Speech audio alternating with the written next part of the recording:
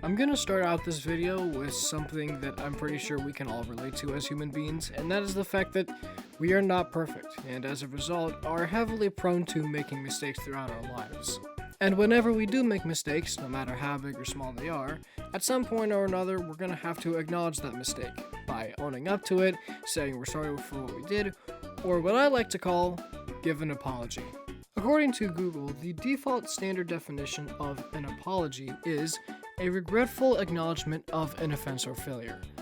Basically the same as making a mistake. In fact, that is what a mistake is, an offense or failure. And trust me when I say this, I have learned from experience. Although it might really hurt your guts at first to admit that you were wrong, or at least you did something wrong, when the future comes, you will definitely look back on the mistake you made and at least thank yourself for at least being truthful. Which unfortunately is something that a lot of content creators seem to ignore for some reason. Yeah, what I mean by this is that whenever YouTubers go into controversy nowadays, whenever they address it in video form, they usually blow it over like it's nothing. But that's not what we're talking about. What we are talking about is the other sort of medium that YouTubers resort to when it comes to apologizing for controversy. And that is none other than the Notes app apology. To briefly explain, the Notes app apology is a common form of apologetic writing and written communication, which gets its name from the application that it's associated with most, the Notes app. With the modern internet being the internet and also changing its moral values as time flies by, most of the internet has looked back on these types of apologies and seen the writing genre as just purely lazy and simply bad, and for different reasons. Some of them will try and justify the author's actions as actually being done in good faith. Some will try and fail to write the author as the victim in order to pass the blame onto someone else for sympathy points. And some are just written to be too poetic and too vague to the point where they don't even include any context to the related situation. Today, we're going to be looking at 3 different Notes app apologies from 3 different e-celebs that apply to these factors. One from Logan Paul, one from Kendal Jenner, and one from Tati Westbrook. So, without further ado, let's dive into the very interesting world of bad and horrible Notes app apologies, starting with Logan Paul.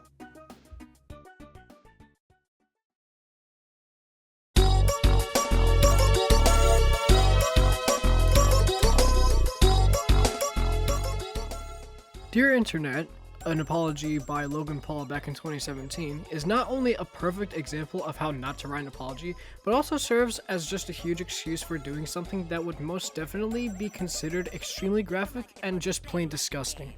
For example, the note starts off with an honest front-facing tone with the objective statement, "I'm sorry," but then it just immediately proceeds to go off the rails, literally, by undermining the seriousness of the related situation by somehow shifting the focus of the note to himself to say, quote, "I make good decisions and am still a human being. I can be wrong."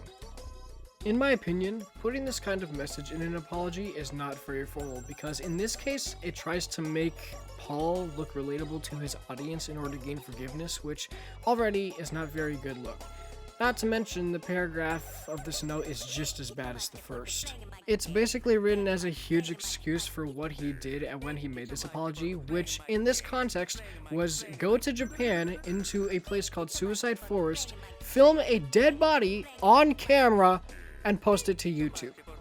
I am not joking about this. His juxtaposition for this action in his apology is when he says, quote, "I intended to raise awareness for suicide and suicide prevention, while I thought, if this video saves just one life, it'll be worth it." Are you sure about that, Logan? Are you sure it was worth it? Basically, what I'm saying here is that this claim of good intentions falls flat on its own freaking face because there is absolutely no evidence to provide for this claim, which makes it come off once again as an excuse.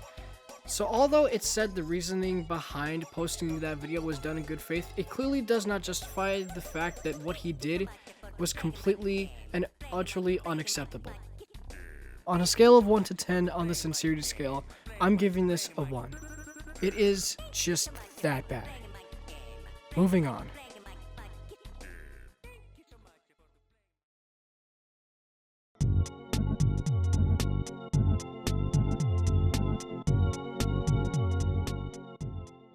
Kendal Jenner's apology is not much better, as it's too short and too vague for its own good. I mean, for crying out loud, the most troublesome problem that is very visible in this apology is the surprisingly short length of the apology itself. It's only 10 paragraphs long, which, by the way, is an extremely short length for what is supposed to be a sincere sorry note. So right off the bat, from a visual standpoint, it just comes off as rushed and poorly put together, which makes it automatically untrustworthy. On top of that, because of the note's short length, the note itself is very vague in terms of context and doesn't even directly state the reason for why this apology was made, which is a huge negative because it could lead people to misinterpret the meaning of the entire apology letter. I mean, for God's sake, the closest that we even get to actual context is Jenner vaguely stating that, quote, "These designs were not well thought out, and we deeply apologize to anyone that has been upset and or offended, especially to the families of the artists," which is vaguely referencing the fact that she is sorry for taking copyrighted photos of rappers, cropping out their faces, and putting them on t-shirts that she was legally selling at the time. Overall, what I think of this apology is the fact that if it was written to be more direct, provide actual context, and to be longer in length, I think it could have been much better and maybe more truthful on a subsurface level. But because Jenner made the decision to rush out this apology so that it's only 10 paragraphs and lacking any context, it ends up feeling rushed, vague, and just basically untrustworthy. And it's because of these factors that the apology itself just feels like it's doing more harm to itself rather than good. Overall, not much better than Logan's, but hey, at least she was honest about what she did. 4 out of 10.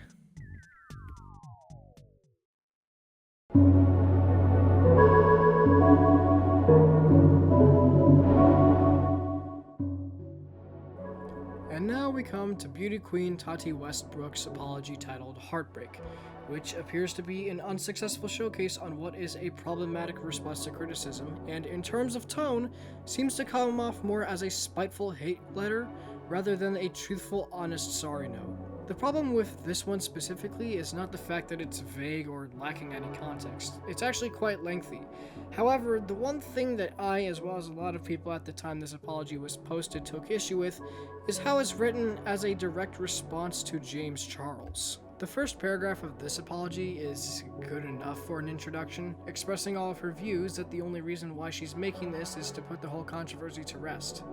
However, the second paragraph is written in a way that makes Westbrook sound like she is straight up pulling out the victim card and making the excuse that what she is doing is reasonable because she's, quote, "attempting to explain my concerns so that everyone would understand my position and end this speculation." Okay. In summary, the objective of this part of the apology is to justify how the video she made exposing James was posted so she could express her concerns towards James, even though the actual purpose of that now deleted video was to basically create conspiracy theories around James so that Westbrook could come out on top. Like, wow, how freaking ignorant. There's nothing else I have to say about this, but overall, it's just nothing but an indecent response that resulted from having spite towards another content creator. This, in my opinion, is nothing close to an apology. It's literally just a hate letter. 3 out of 10. So, what are my overall concluding thoughts on the Notes app apology overall? I think a lot of them, and the majority of Notes app apologies, are just lazy and bad. And if this is a trend, I'm glad it's dead. And I know it's dead because the last time I saw a YouTuber go into controversy and resort to using a Notes app apology was about 2 years ago. So I'm going to take the time now to encourage anyone watching this video that might go into controversy in the future to take the time you have to be creative about the way you want to say you're sorry. Don't just type random words into your phone or film yourself sulking in front of a camera. Be creative about it. I mean it. Fly over a city. Make a cinematic movie. Make an art piece. Do an interpretive dance. Or better yet, write a musical number called something like I'm Sorry the Musical. My point is, try something different. Okay, never mind about that last part, but you get what I mean.